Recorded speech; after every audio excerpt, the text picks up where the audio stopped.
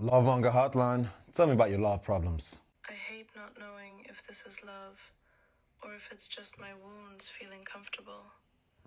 I don't want to lose him, but I don't want to lose myself again either. I'm hearing a little girl that was never really allowed to show her feelings, right? I'm seeing a little girl that was never allowed to show who she truly is. And it seems as though that the same pattern is mirroring itself right now. You know, it seems as though that I'm hearing a little girl that wants to be seen, but has always been told that her feelings are too much. And now she's going towards what's familiar because she's been told her entire life that, no, this is what your worth is. When in reality, she has that underlying desire that I want to be seen, I want to be heard, I want to be felt, I want somebody to meet me emotionally.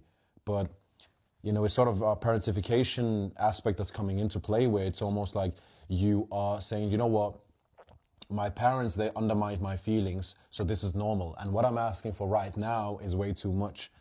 And I totally resonate with that, you know, even though I'm a man, like I totally resonate with that. It's almost like I know with my own feelings, it was like I would undermine my own feelings because I was like, nobody really held space for it. So I would undermine what I was feeling and thinking that I was also being too much.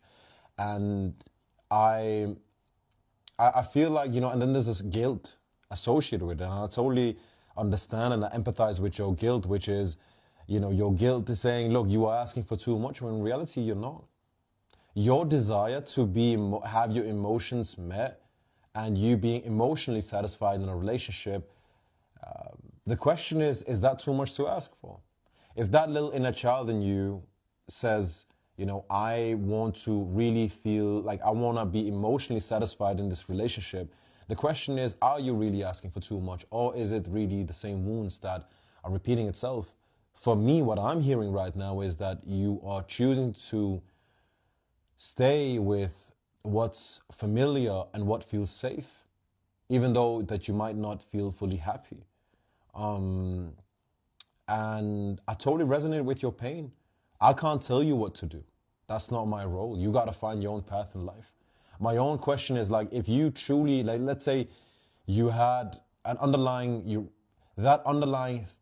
idea that I can get, like, my emotions deserve to have space. I deserve to be seen. I deserve my emotions to be met. If you have that, well, what would you do in this particular scenario? Would you choose to stay or would you choose to have a talk? And if your desires, sort of, no, your underlying needs could not be met,